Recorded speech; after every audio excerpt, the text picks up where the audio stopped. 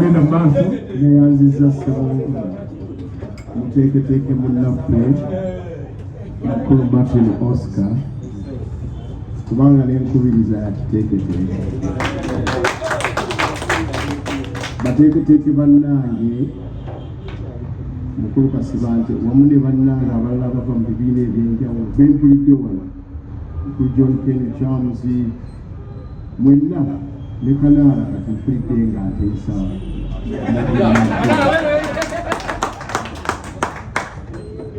omulamwa guno gw'okuleetedde mukulu nnyo newandibadde ng'ogyanjawuza ng'ene n'ogwo ogulimu ebiyiika ogunoonya ebiyiisa byebiriwa Martin tumukubireko omugalo n'omukisa omubi Martin w'oguleetedde omulamwa nga feezi emu esinga obukulu omaze okutuyitako kubanga ekibuuzo kibuuzizza tulonde bakulembeze ba local government batukula ki. Of course waliwo n'ekya parliament n'ekya president naye omu ku babiri bw'obuuzizza ebibuuzo bino ekiseera kyamuyiseeko oyo yaani bamuyita ebibiina by'obufuzi ye ekiseera kyamuyiseeko naye yennyini yeetaagisa okuyigirizibwa tumukamulemu mwenda tutuze bbiri yesebo mukulu sebo ekibuuzo kino kibuuzizza abantu babiri naye ekyomukisa omubi wekituukidde mu ddiiro nga omu ku bo byamuyiseeko bamuyita political parties.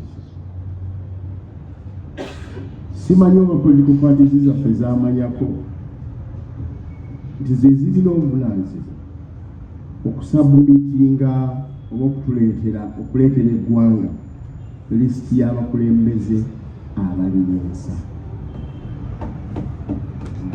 Simanyi oba zikimanyi nti kyazo mpulira wano interest za party teziba za muntu kawutirira ziba zaabo bannannyini kibiina kubanga balina omutindo gwe baba baseetinga. Simanyi oba political parties zaffe zikimanyi nti ze zirina obuvunaanyizibwa obutatugumbula bakulembeze. Okwola omukulembeze kitwala obudde mwami Martin kati wano nga munnamawulire w'ensakya kitutte obudde oli wajja n'akuba kazibwe n'akuba bonna nga bwe tubalina okuguluminga abantu abo okubaleeta osobola okukolekinga ensobi zaabwe naye totemula ebibiina kye biriko okuva ku NRM eri mu buyinza okutuuka ku byaffe ebiri mu opposition tuli mu kutemula bakulembeze omukwonu nga gy'obeera nti abakaliida banaafuga bokka. Ekyokusatu Buganda wano ye yalina matiri emu esinga nga n'abalala bagyegomba era nabo nga bakula nga balaba. Olwaleero mu ba local government leaders ffe tusembyayo takataka. Bw'ogenda mwabo ffe abaagamba nti tujja kwambala engule genda Empigi genda Wakiso genda wa emyaka era n'ekitundu alina gw'owako reference point nga musajja wange Ssemujju bw'abeera wali mu parliament oba Kasibante bw'abaddeyo oba Kennedy James waliyo n'anunula bamukaako n'ogamba nti eyo local government egudde akaleka ekoze omulimu gwe twali tetugisuubiramu. Matya Lwanga abaddeyo bwanika genda mwezi local government esinga obungi bali misango gya kusibwa corruption n'ebirala tewali kikulakulanyiziddwa okujjako okwewaanya ku projects ze basanga nga zikoze eki ziyisiddwa. Ekyokuna opposition tuteekwa okubeera strategic. Simanyi twamanyako nti tuteekwa okubeera strategic ku positioning abakulembeze. Olwaleero n'obulya esembabule fe opposition abaagala okwambaza abantu engule esembabule mu Buganda twavuddeyo nga NRM eri unopposed nga tulinayo omubaka wa Parliament, tulinayo obukulembeze obwa NUP n'obwabalala, naye nga tusobodera kusimbawo muntu ku LC5 tulyoke tuwagala ebirowoozo n'ebyo ebyaba NRM. Awo kanveewo ssebo ekikulu nnyo mu nsonga zetuliko ne mu ze bayita nga tuli kulupinga abantu interviews balina ze bayita essential skills oba criteria ne desired skills. Abantu abagenda mu local government bino bina bye bakola: planning and oversight. Twina development work mu local administration, accountability, holding technicals ne duty bearers oba service providers accountable, representation, okukiikirira abantu mu kitiibwa mu bwenkanya ate n'okola nti community interest zijja. Nsiimye nnyo omulamwa guno guleeta nga mwami Kasibanta atudde wano mu maaso honorable, kubanga ffe ng'aba Mengo City gye twasaba nga Buganda weeyimiridde, Mengo municipality gye twasaba ekwata Lubaga division yen oteekwa okumanya obukulu bwa communities eziri wano n'ensonga z'amasonga eza Ssaabasajja Kabaka wa Buganda ne Buganda weekola ki weeyimiridde.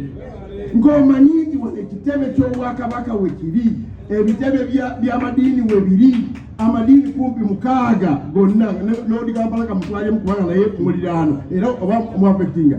Ng'omanyi nti wano waliwo ebintu ebikulu ennyo mu culture, mu ddiini n'ebirala ebiri wano, n'abantu ba Ssaabasajja abasinga nga batuula wano wandibadde oleeta ow'eggombolola oba gwempita meeya nga yoyo yavaako okumanya yayigiriza abalala. Kasibante webale kuvaayo se n'abadiofu bebaza okusomaliriza sebo.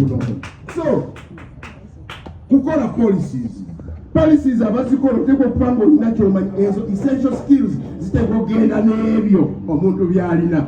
Tetwagala kuleeta takataka muwenga bannabibiina naye nammwe abantu abaabulijjo okumanya nti abantu betutwala waggulu wali ku bwa meeya ne ku bwa Lord Mayor ne mu LCs beebo abanajja mu mulembe omutebi, be banajja ku mulembe gwa .com, be banasobola okwanalize all bank projects, be banasobola okuddiza abantu abasaanidde n'okujja abantu baffe mu kukaaba abo basingo maamuz aba boda n'abalala. Nze ndowooza nti ssebo essaawa etuuse ffe ng'abantu bali oba ebibiina byabayiseeko tulonde omuntu nga tuuza baasi weeri, kakofiira we kali, mangooli weeri, oba muti we guli, tulonde omuntu nga tumulonda nga tumulaba yoyoyoyo. Era nze wano erubaga ssebo njagala kubuuli wano erubaga south, erubaga division. Alright, tumaliriza ssebo tweyanza byo point made butugenda okukabanyako memba wa Parliament ono nze omanyi sizibikiriza mulimu gwange tunaki mwami Alex agambye nti abantu bafuna obukulembeze nga bwa munyoto n'ensalawo yaabwo ebeera ya mungumba. Abantu n'obukulembeze nga bwa mutindo bwa buteeketeeke n'ensalawo yaabwo ebeera ya kiteeketeeke. Njagala okumala nga ssebo nkwebaza okutuleetera omu ku bapanelist mwami Honorable Kasibante abadde omuyigiriza ne kusibyeti wano gwenkakasa nti agenda kukola obukulembeze obugudde akaleka mumengo municipality yange. Njagala kundawumba program. Nze njagala kuddamu eyalowoozezza nti omulamwa guno twogera ku baani abasinza abalonzi, kubanga oyo yagambye nti abavubuka be bangi n'olwekyo abakadde oba abaludde ebyobufuzi bakigubire. Omulamwa twagambye nti omuntu yandironzaani. Oyinza okuba ng'olina abawagizi bangi, ng'oli kibiina ng'olina abawagizi bangi, naye tetufuga nti gwe ekibiina wandireese mukulembeze afaanana atya. Ekyo kyekyabadde ekibuuzo kyaffe. Kasibante nzinda ogugwa weba nenyesemo olwa obudde kanziguliza ensonga bbiri. Ekisooka abasebo ne bajjamu ebibiina by'obufuzi mu Uganda bisasulirwa omuwi w'omusolo kubanga yabiteekawo. Etteeka eriteekawo ekibiina era omuli bye kirina okugoberera liyisibwa paalamenti. Kati mu paalamenti eyo ne mu local government waliwo kye tuyita value for money. Production y'ekibiina be bantu bekireetera abalonzi. Mutandike okutuulira ebibiina mulabe oba ssente zammwe ze birya ziriiririra bituufu nga musinziira ku abo be bireese ne bye baleeta. Mwebale nnyo mwebalire Kyazabo ne basebo nga tumaliriza puroguramu eno ey'ekitiibwa, bintu byogeddwa bingi ku local government, waliwo ekisigaddeyo. Tekimala okuwa criteria ez'okukozesa okulonda omuntu mu local government. Yo local government emiridde etya? Divisions 5 ezaalinga zisobola okwekolera enguudo ez'ettaka nazo zonna zagenda mu KCCA. Motion eri mutiire yandibadde egamba nti twettiza obuyinza nga local government so that we can act effectively and the time is now. Saba mukyalo ono amwe abaali sadde abatuuliriza mubalebye mwebalembala tubageza weekend